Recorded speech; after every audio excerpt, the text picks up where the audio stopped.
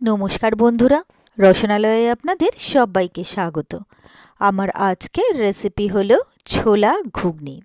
আর এই ছোলা ঘুগনি খেতে কিন্তু দুর্দান্ত হয়, বানানোও যেমন সহজ আর খুব চটপট কিন্তু আমরা এই ছোলা ঘুগনি বাড়িতে বানিয়েও ফেলতে পারি। তো এই ছোলা ঘুগনি বানানোর জন্য প্রথমেই আমি নিয়ে নিয়েছি এখানে ছোলাগুলোকে আমি ভালো করে ধুয়ে সারা রাত জলে ভিজিয়ে রেখেছিলাম।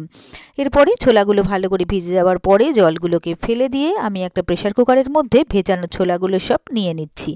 এরপরে এর মধ্যে দিয়ে দিচ্ছি পরিমাপ মতো জল, দিয়ে দিচ্ছি এখানে 1 চামচ তেল, আর দিয়ে দিচ্ছি হাফ চামচ মতো নুন।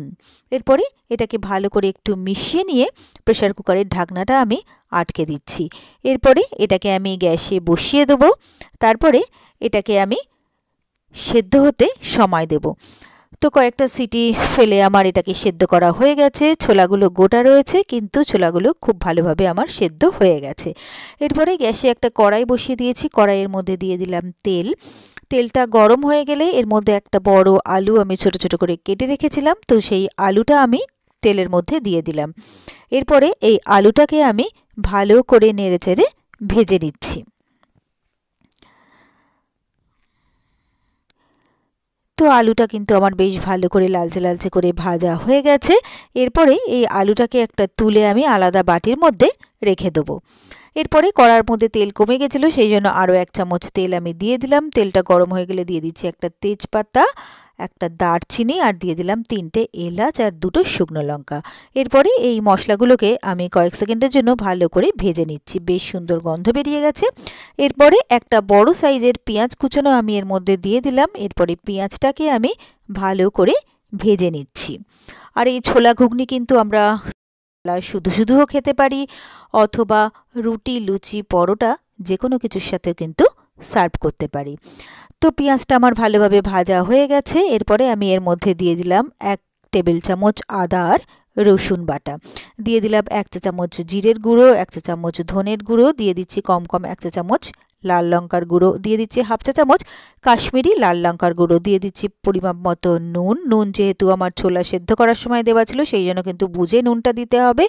আর দিয়ে দিলাম হাফ চা চামচ হলুদ গুঁড়ো আর 1 থেকে 1.5 টেবিল চামচ টমেটো সস। এরপরে সবটাকে ভালো করে মিলিয়ে মিশিয়ে নিয়ে এর মধ্যে 2 টেবিল চামচ আমি জল দিয়ে দিলাম। এরপরে এই সবটাকে আমি ভালো করে কষিয়ে নেব। তো কিছুক্ষণ মশলাটাকে কষিয়ে নেওয়ার পরে এর মধ্যে আমি দিয়ে দিচ্ছি 1 চা চামচ বাটার। আর এই বাটারটা কিন্তু এই কষানোর সময় দিলে খেতে কিন্তু দারুণ টেস্ট হয়। তো মশলাটাকে আমি খুব ভালো করে কষিয়ে নিলাম।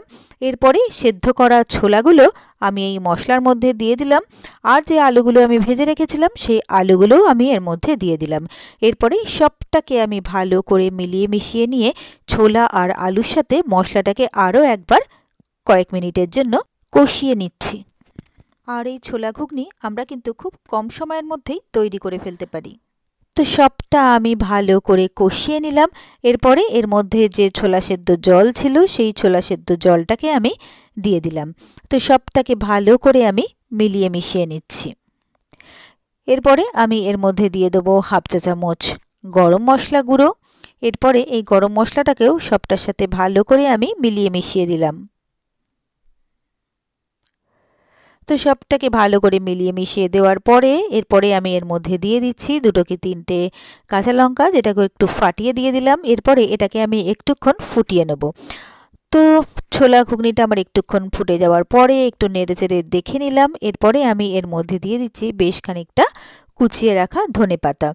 তো ভালো করে ধনেপাতা কুচিগুলো এর মধ্যে দিয়ে সবটাকে আমি ভালোভাবে মিলিয়ে মিশিয়ে নিচ্ছি।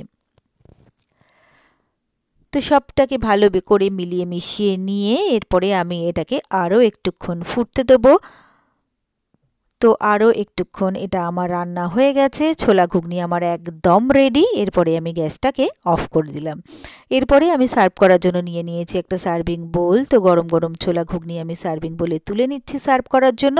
আর দিয়ে দিচ্ছি কিছুটা কুচিয়ে রাখা পেঁয়াজ, আর দিয়ে দিচ্ছি অল্প করে একটু চাট মশলা পাউডার।